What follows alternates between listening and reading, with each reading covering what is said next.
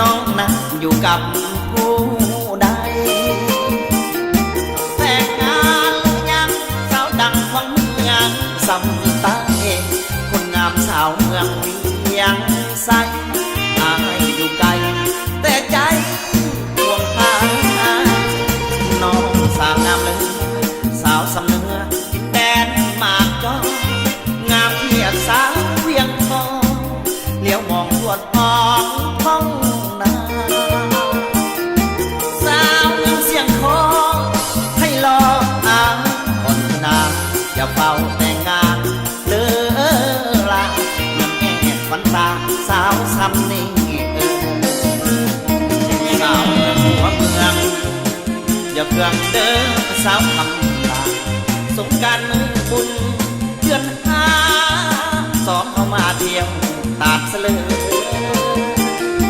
เดินท่องเที่ยวทำท่านผู้นำสุขใจแท้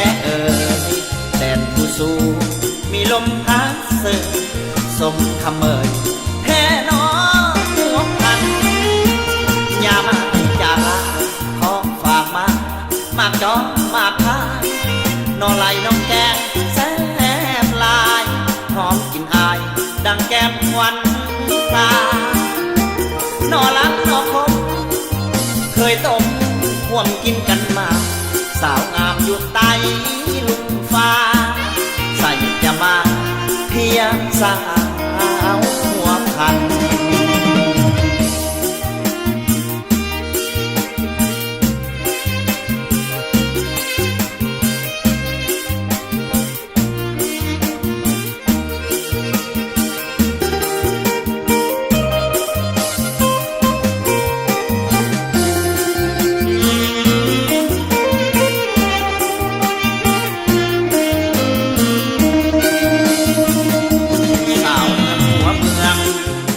อย่าเพื่องเด้อสาวคำลาสงกรานต์มือบุญเดือนห้าสองเข้ามาเที่ยวตาดเสลอเดินท่องเที่ยวทำท่านผู้นำสุขใจแท้แดนผู้สู้มีลมพัดเสยสมคำเอ่ยแท้นอหัวพันอย่ามาอย่าลาขอฝากมากจอมากพายนอไหลน้องแกงแซ่บลายหอมกลิ่นอายดังแก้มควันตานอลักนอคมเคยต้ม